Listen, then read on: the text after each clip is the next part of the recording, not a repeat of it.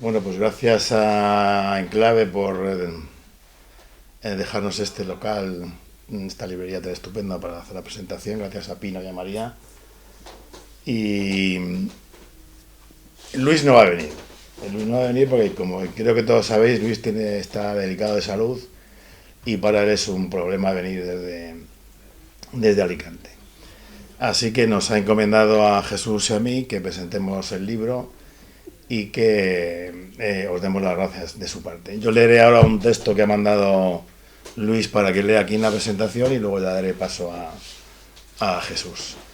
Tenéis libros aquí para comprar y como no puede venir Luis ha firmado unas tarjetas con un poema suyo y están firmadas por él y dedicadas al lector para que si compráis el libro os podéis llevar una tarjeta dedicada por él. Para los que no la conocéis, la colección esta amarilla de poesía reunida de la editorial Dilema es una colección que tiene ya unos años. Es una colección que empezó a publicarse en el año 2007 y se publicaron 4 volúmenes hasta el año 2009 y durante ese periodo dirigió la colección Leopoldo Alas, que justamente falleció un poquito antes de que se publicase el último de los libros. Y Leopoldo estaría encantadísimo de que por fin haya podido salir las poesías reunidas de Luis Cremades. Se publicaron 4 libros en aquella época, que fueron las poesías reunidas de Luis Suñén y de Concha García, de Ildefonso Rodríguez y de Miguel Suárez. Luego la colección se suspendió durante unos años debido a la crisis económica y a los problemas que tenían las editoriales para poder seguir publicando y volvió a editarse a partir del año 2018 en el que ya me hice yo cargo como director de la colección. Y se han publicado las poesías reunidas de Tomás Salvador González, de María Antonia Ortega, de Tomás Sánchez Santiago, de Esperanza Ortega y de Luis Santana. Y el volumen siguiente es este justo de Luis Cremades. Y luego hay una serie de libros que están ya maquetándose y que saldrán publicados, pero ya daremos noticias según vayan saliendo este año y el siguiente. Y en el que esperamos poder publicar las poesías reunidas de Jesús Ferrera. Bien, este es el texto que ha mandado Luis Cremades para la presentación que yo os paso a leer. Dice así: queridos asistentes, querida audiencia, me dirijo a ustedes para expresar gratitud por este acto de presentación, por vuestra participación en este viejo ritual de reunirse y hablar de un libro de poemas. Este viejo rito que sirve para reconocer el nuevo título como parte del discurso de una imaginaria comunidad poética. Una polifonía inaudible que florece y da sus frutos en cada actor de manera diferente.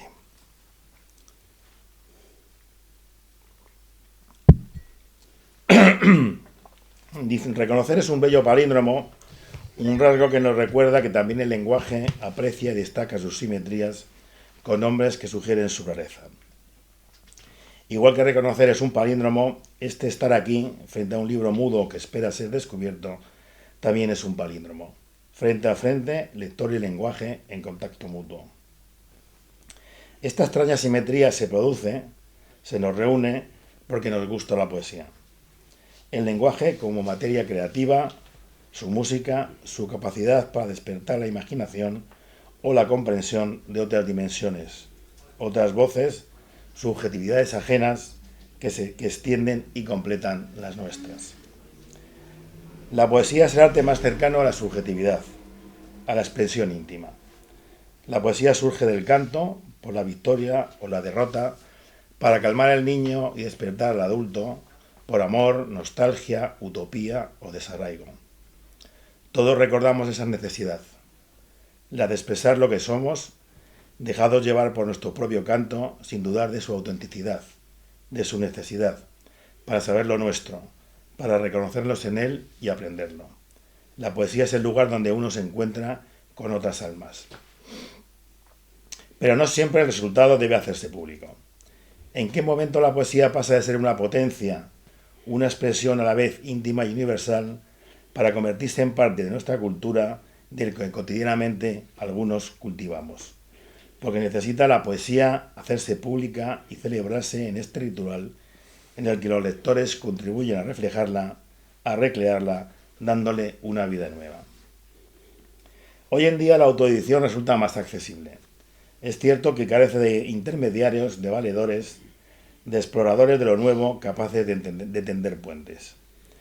Anteriormente, sin embargo, recuerdo el caso del poeta Carlos Sahagún, nacido en el pueblo alicantino de Onil, cerca de donde ahora vivo, miembro destacado de la generación del 50 que, después de ganar premios de importancia como el Adonais o el Nacional de Poesía, decidió, la segunda parte de su trayectoria, ya no creativa, aunque sí poética, retirar del mercado cuantos ejemplares pudiera de sus anteriores publicaciones.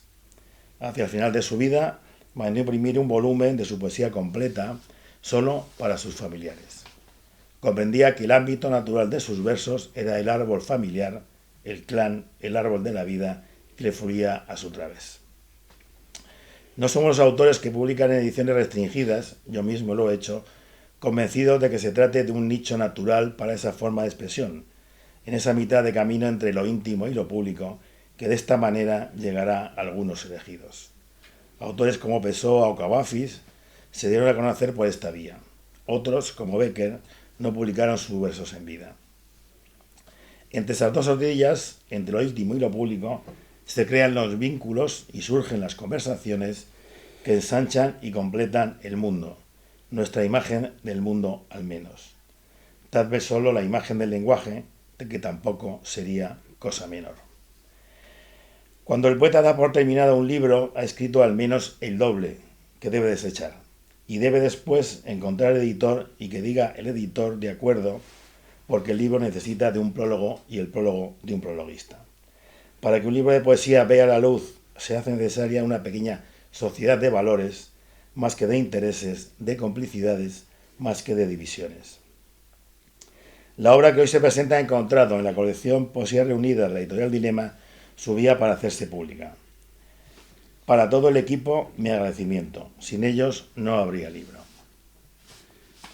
Dos escritores caminaban conversando acerca de la situación de la poesía. Está cada vez peor, decía uno de ellos. Se vende cada vez menos. El otro, asintiendo, añadía: dejé en depósito 10 ejemplares en una librería y después de un mes, cuando fui a recogerlos, había 11. Publicar un libro de 400 páginas hoy, más que rareza, raya en lo milagroso. Entonces, ¿por qué este riesgo? Esperamos que hoy se aclaren estas cuestiones al hablar de este nuevo y viejo libro, Música del Ser, para que ustedes, en representación de una idealizada comunidad de lectores, puedan acogerlo, ojalá que con apertura de mente y ganas de acercarse al lenguaje y al mundo de un otro o una subjetividad distinta.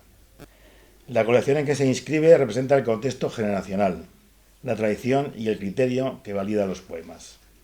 El prólogo de Jesús Ferrero me ha devuelto el conjunto de textos que había escrito a lo largo de 4 décadas como un todo orgánico, como si el último verso existiera al mismo tiempo que el primero y solo había que dejar pasar años para que la escritura, como una forma de vida autónoma, completara su ciclo. Cada lector es soberano de su lectura y de su interpretación, soberano y responsable. De la misma manera, cada tribu, cada rito tiene su autoridad y tiene su conocimiento. En representación de esa autoridad y ese conocimiento, mi último agradecimiento es para Antonio Ortega y para Jesús Ferrero por estar aquí. Gracias. Bien, estas son las palabras de Jesús, de Luis, perdón. Y ahora os dejo con Jesús Ferrero, que ha escrito un estupendo prólogo profundo y exhaustivo sobre la poesía de Luis, y que leyendo ese prólogo uno encuentra caminos para poder entrar a la poesía de Luis y para aprender bastante más de lo que uno como simple lector puede saber. Bueno, amigos, pues gracias por estar aquí. Habéis visto que en el prólogo, bueno, que en esta introducción del mismo Luis Cremades se le nota cierta inquietud existencial ante la muerte y ante el dolor. Y realmente entrar en la poesía de Luis Cremades es entrar en un mundo presidido por el placer y el dolor, a partes casi iguales, hasta un momento de la vida en que se produce una especie de corte de extrema unción, en la que ya más bien lo que preside la vida es el dolor, un dolor sostenido día a día con una gran capacidad de espíritu, ante la que yo no tengo otro remedio que inclinarme lleno de admiración y también lleno de agradecimiento por lo que supone conocer de cerca una experiencia tan intensa de lo que un filósofo francés llamó la extrema existencia. En esa dimensión, el de la extrema existencia, estaría ahora Luis Cremades, justamente por eso no ha podido venir.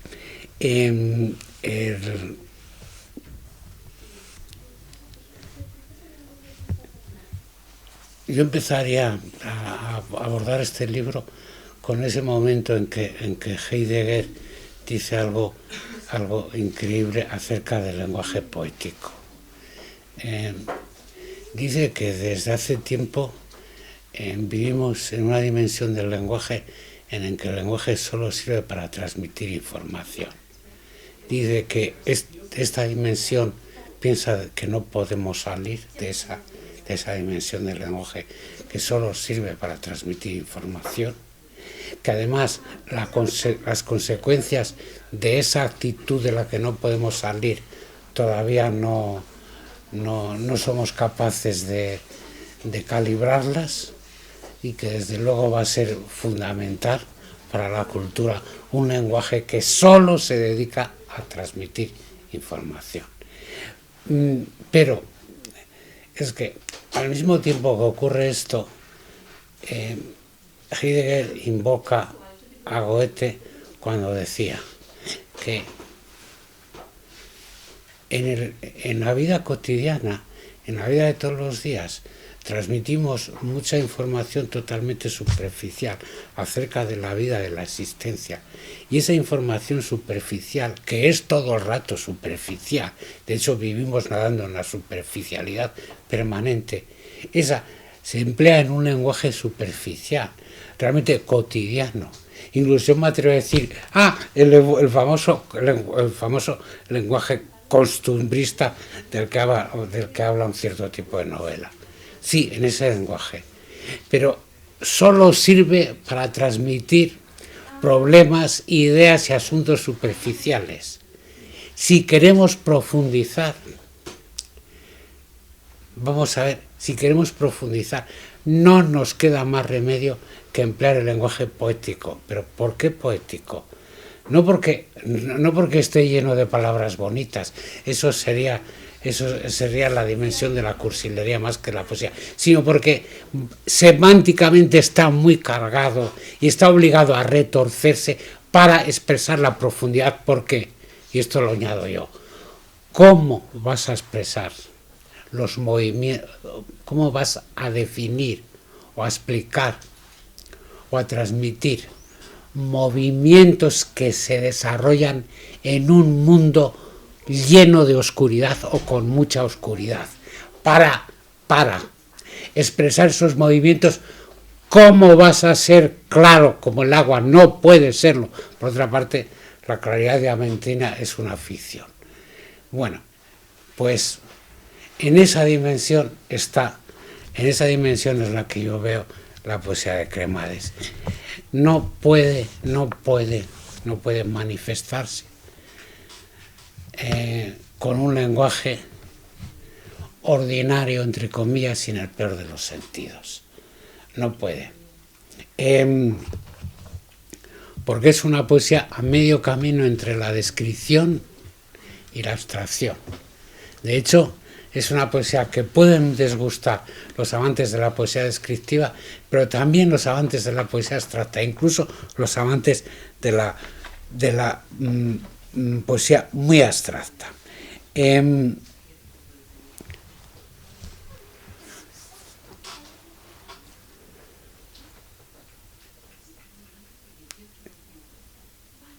hay algo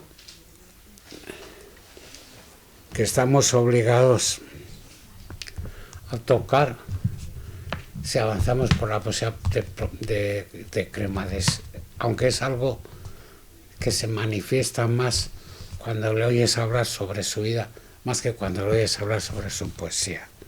Es el rechazo, la confrontación, la lucha con la madre. Parece que la madre es la que nos introduce en la lengua. Un conflicto con ella sería, entre otras cosas, tener un conflicto con la lengua. El rechazo de Cremades con su madre halla su anclaje en dos dimensiones: la dimensión de la poesía y la dimensión de la homosexualidad. Hay un poema bastante definitivo de Luis que se llama La tribu sagrada, que voy a leer, que lo más fácil de este poema sería pensar que está hablando de los homosexuales, pero yo os invito a abrir un poco el objetivo y pensar, y si también está hablando de los poetas como malditos a su propia familia.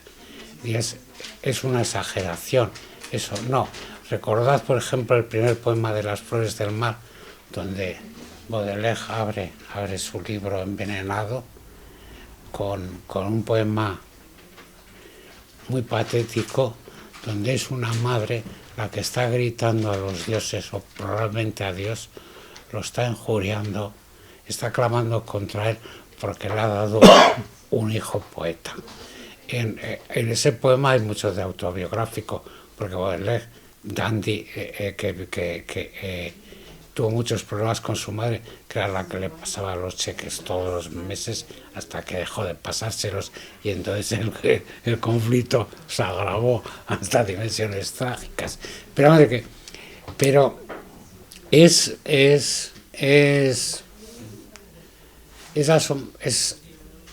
asombroso ese poema de Baudelaire, porque puede parecer una exageración cuando en realidad hay que advertir que nunca la poesía se ha considerado un oficio verdadero, y ningún padre se ha alegrado jamás cuando su hijo le ha dicho a los 14, a los 18, a los 25 que quiere ser poeta. Eso ni a una madre tampoco. Esa madre que clama al comienzo de Las flores del mar contra los dioses es una figura retórica y a la vez no. Y en el caso de Cremades no lo es de ninguna manera, porque ese rechazo es doble. Y ahora vamos a ver si eso se transparenta aquí. En principio, pensad que la tribu sagrada se podría atribuir también a la tribu de los poetas. Vamos a ver cómo funciona el poema desde ese ángulo.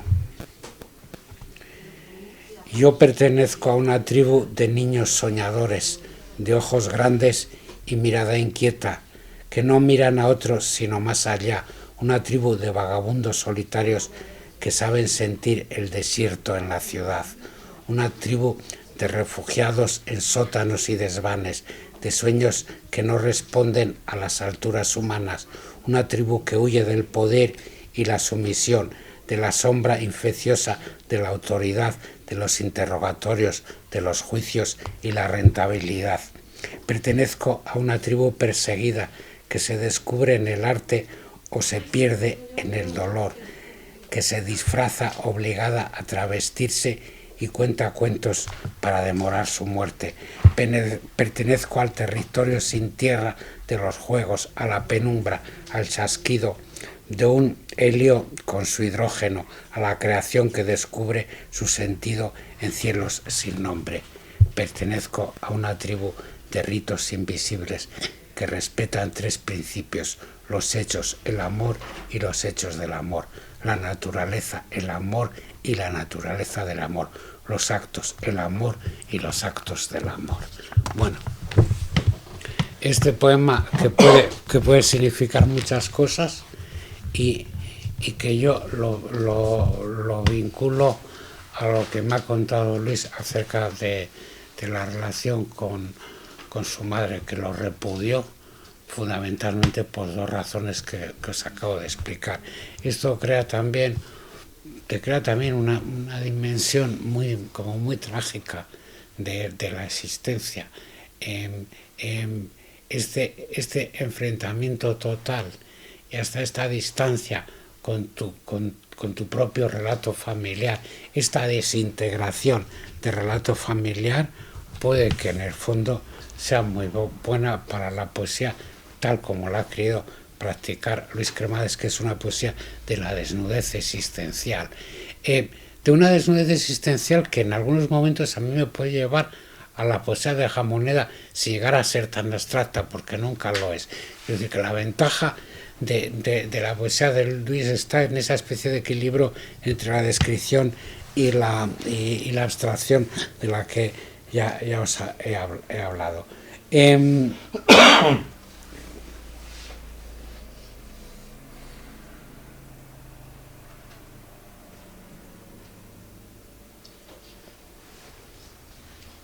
Y es todo lo que os tenía que decir de la poesía de Cremades. Aconsejaros desde luego a que entréis en ella, porque no es una poesía fácil de definir, pero si empiezas a hablar de descripción y de abstracción, de narratividad y simbolización, parece que estás hablando de una poesía fría o como procedente de una especie de laboratorio mental. Esto es totalmente falso. Al final, la poesía de Luis Cremades está constituida por un tejido de emociones. Este viaje hacia el ser, sí, hacia el ser, tal como lo definía Heidegger, Tassen, el ser del hombre, este viaje hacia el ser de la voz que habla, es un viaje absolutamente emocional. Sus poemas comunican una cierta profundidad filosófica casi siempre y también comunican emociones profundas y directas que van directas al corazón. Y nada más, chicos. Pues muchas gracias, Jesús. Me estoy acordando ahora mismo del otro día, escuché a ¿cómo se llama el novelista? A Millás, Juan José Millás, que hablaba y contaba una anécdota sobre una operación que le hicieron y que entonces le sedaron y luego se despertó y entonces le dijo, sí, me preguntó la enfermera, ¿cómo está usted ya? Y tal, y dice, pues aquí yo creo que me está haciendo efecto ya la anestesia. Y le dijo, no, sí, ya está todo hecho. Entonces ahí llegaba una reflexión sobre el ser y el tener. Y entonces llegaba y decía, prefiero 1000 veces estar en el ser que no en el tener. Porque el tener, dice, es muy cansado. Prefiero estar en el ser porque la verdad está en el ser y el tener no es nada verdadero, venía a decir.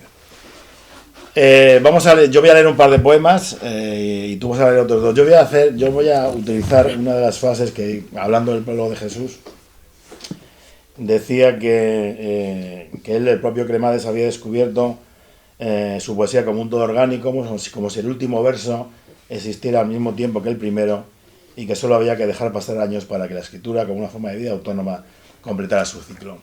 Yo por eso voy a leer el primer poema de este libro y os voy a leer el último poema. El primer poema pertenece al primero de sus libros, que se llama El animal favorito, ya la primera sección, que son 6 poemas breves sin título. Este libro lo escribió Luis cuando tenía 19 años, 18, 19, 20 años. Y este primer poema de los 6 poemas breves sin título dice así: Sangre despierta. Debería alzarse. el ángel campanillero de Klee baila feliz un tango. La penumbra nos da licencia y es por eso que escribo este pañuelo de seda para el delirio, este giro redondo y claro, adolescente, de fina magia, se enciende y desvanece, estos versos con cara de payaso francés que me iluminan. Y luego el último poema de esta poesía reunida forma parte de una cosa que le he titulado El epílogo del autor y que está escrito en 2021 y está fechado en Gijona el 17 de mayo del 2021. El camino no es aprender, es deshacerse de lo aprendido. El camino ya no es amar, sino deshacerse de lo amado. No es un camino que se desanda, pero sí uno que se desviste. Un camino hecho apenas de tiempo, instantes eternos desnudándose, para contaros que, antes de esto o aquello, hemos sido el mismo. Pues este poema me recuerda un poco a un poema de San Juan de la Cruz, de esos que escribió a mano sobre unos manuscritos de donde estás es donde no estás. Una cosa que se me había olvidado, la tenía apuntada, es hablar un poco de la conexión de la poesía de Cremades con el ser y con el problema del ser. Además se titula Música del ser y tienes que tener el concepto muy claro si quieres adentrar en su poesía. Y está hablando del ser que habla, del ser que siente y que sufre, que es esa voz. Por cierto, la poesía de Luis Cremades es una gran unidad, no hace falta ser un lince para percibirla, es una poesía muy orgánica, forma un organismo muy compacto, toda su poesía sin ningún problema realmente. Pero vuelvo al problema del ser. Está el Dasein, el ser del hombre, el ser de esa voz que habla, pero también está una especie de ser más general, vinculado al ser de los presocráticos y al ser de Hegel, un ser más general que está como flotando como el aire en toda situación, en todo lugar. Y esa especie de ser flotante llena la poesía de Luis Cremades de niebla, de una cierta bruma existencial que le está persiguiendo siempre desde el primer poema al último. Y que quizá eso la hace también especialmente misteriosa y desde luego profundamente unitaria. Yo he leído pocos poemas pocos poetas que sean tan unitarios desde su primero a su último poema. Con eso no hay ningún problema, es un libro realmente orgánico. ¿Lees unos poemas? Solo voy a leer uno que es sobre Sísifo, ya sabéis, el gran personaje mitológico de Camus, que se supone que es el que mejor define nuestra época, es el Sísifo en el planeta de los invariantes platónicos. He sido bendecido con la dura tarea de recobrar la fuerza y volver a perderla, con decepciones ciertas y aventuras inciertas, con el amor a veces de una gata solitaria. He sido bendecido con sombras a mediodía y la llama despierta que abre la oscuridad, con la sed y con el hambre, con deseo y cansancio, la muerte que no llega me tiene bendecido. Ya sé dónde se esconde, cómo suena su voz, también si darme cuenta sabré cuándo me espera. Hasta entonces me vuelco hacia adentro, me vuelco hacia el cielo, me vuelco mudo, incorregible y ciego. He sido seducido por la vieja tarea de recuperar las fuerzas para volver a perderlas. Bueno, pues es un poema del desaliento, pero también de la verdad. Bueno, pues si tenéis alguna pregunta o queréis leer algún poema o queréis hacer algo, podéis hacerlo. Yo sí quería comentar algo. Bueno, enhorabuena primero al autor, por el magnífico prólogo de Jesús. A mí, desde luego, es un todo orgánico, el conjunto de la poesía de Luis, pero me llamó la atención de que el poemario en concreto, Polvo eres, no estuviera en el libro. Y yo se lo dejé caer a Luis, pero me quedo sin saber el motivo realmente. No creo que fuera por pudor, quizá en ese todo orgánico, digamos, no encajaba. ¿Tú sabes por qué? No, no lo sé, no tengo ni idea. Estaba mirando a ver si aquí había puesto... Sí, Polvo eres, lo publicó en el 2012. No lo sé. Claro, yo he leído, digamos, leyendo cada libro y finalmente he leído La música del ser. Y han cambiado algunos epígrafes. Yo creo que lo que ha hecho ha sido reescribirlo, me parece a mí. Yo creo que no ha renunciado a nada. En todo caso, le ha cambiado el título. Sí, yo creo que a Polvo eres le ha cambiado el título. Yo creo que es la parte que se llama... A él no le volvía loco ese título. Yo creo que es este que se llama El Sendero del Deseo, Sí. que pone 2011, 2012. Sí, sí, yo creo que es ese libro, pero reescrito y con poemas. Ahora recuerdo que yo estoy hablando con él y me dijo que era ese libro, pero que le cambiaba el título y que era ese libro con reescrito y con poemas añadidos. No le volvía loco ese título. Y con poemas añadidos, porque es un libro que ahora es bastante más. Va desde la página 281 hasta la página 398. O sea que yo creo que es una reescritura de ese libro y de una serie de poemas añadidos que ha ido reescribiendo estos últimos años y que ahora componen ese nuevo libro que se llama Los Senderos del Deseo, que ha cambiado el título y que ahora... Sí, es eso. Sí. Gracias. Es que hemos tenido, tanto Jesús como yo, hemos tenido infinitas conversaciones con Luis, porque aún así, a pesar de lo que dice Ferrero y a pesar de lo que yo le dije para publicar la poesía de la Reina, sigue teniendo esa cosa como dubitativa, como de no sé cómo me habéis publicado esto y tal. Decirle desde aquí que su poesía merece perfectamente estar en esta colección y que el Polo de Ferrero que viene a afirmar esa calidad, esa unidad orgánica de toda una escritura y de una vida. O sea que por lo tanto... No, yo les deseo a este libro, me da igual que ahora estemos poquitos aquí, pero todo ese asunto es de estilo, como decía Kierkegaard. Yo le deseo a este libro una feliz singladura porque es un libro que va a quedar ahí de verdad. Haré todo lo posible por promocionarlo dentro de mis posibilidades, que son escasas, pero creo que ha venido este libro para quedarse realmente.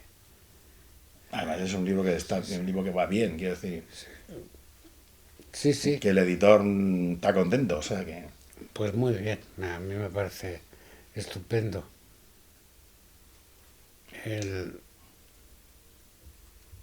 Porque yo estuve totalmente sumergido en este libro. Lo sé. Ahora no sé si sería capaz, Sí. porque después de este libro tuve un ictus y más cosas. Ahora no sería capaz de sumergirme en el libro de otro de forma tan profunda y tan concentrada, la verdad. Pues muy bien. ¿Alguna pregunta más? ¿Algún comentario, observación? Si no, ya os recuerdo que el libro lo tenéis ahí a la entrada y que si lo compráis os lleváis una postal firmada y dedicada por Luis. Que si en algún momento puede pasarse por Madrid, pues intentaremos hacer otra presentación o otro sí. Tú quizá fuiste amigo de él, fuiste amigo de Luis. Le conocí en los años 80, los felices 80, sí.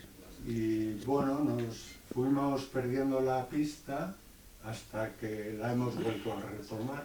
Te pareces mucho Afortunadamente. a un escritor francés, a Edouard Levé, te pareces un montón. Bueno, soy poeta también, hago mis cosas y me autopublico.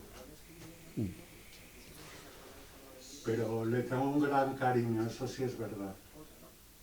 Sí, pues lo decía yo al principio, que es decir, Leopoldo tuvimos la desgracia que se fue, pero Leopoldo estaría encantadísimo de que la poesía de Luis esté aquí reunida y publicada, sin ninguna duda.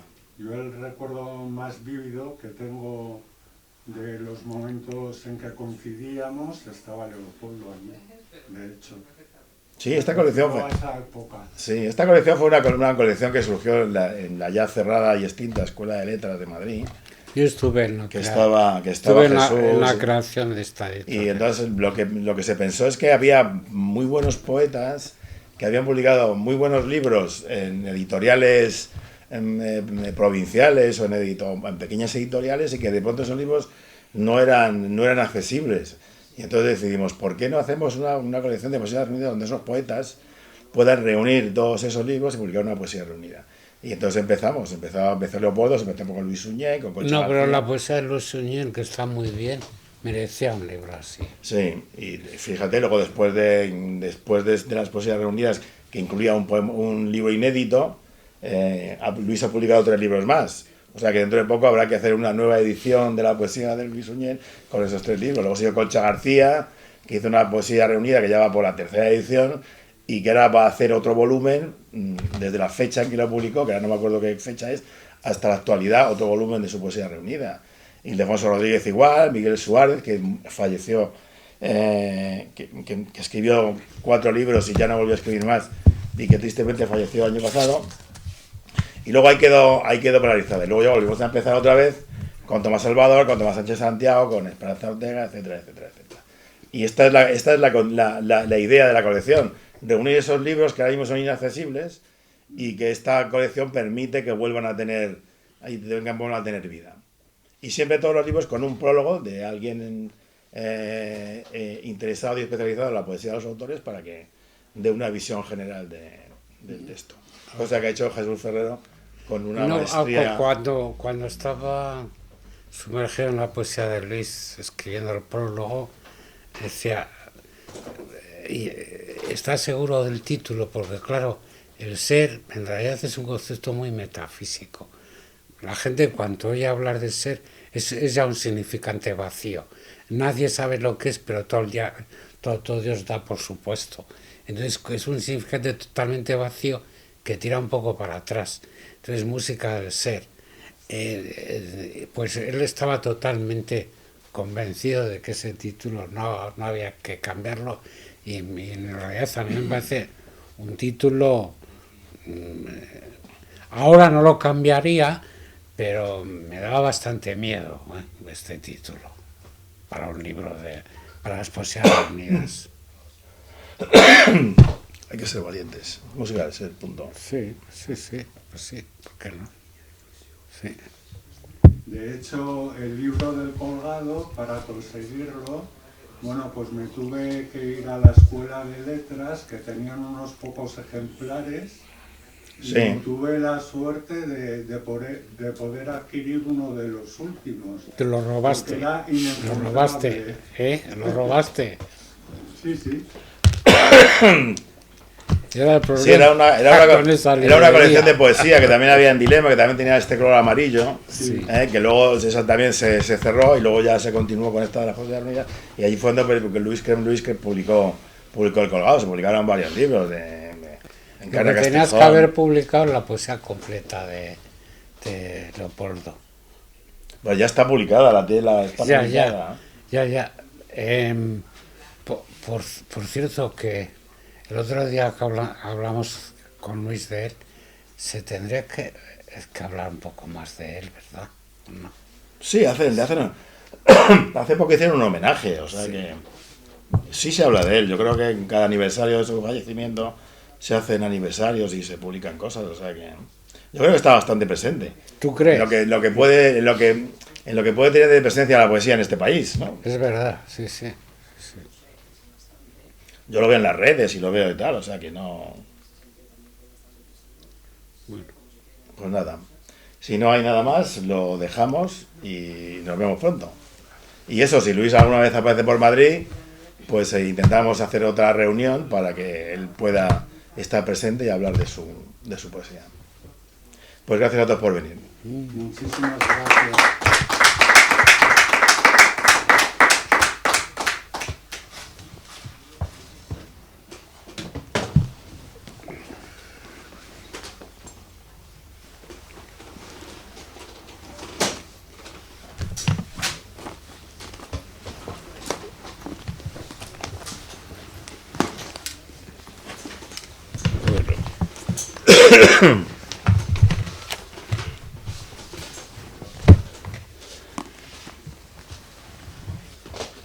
Toma.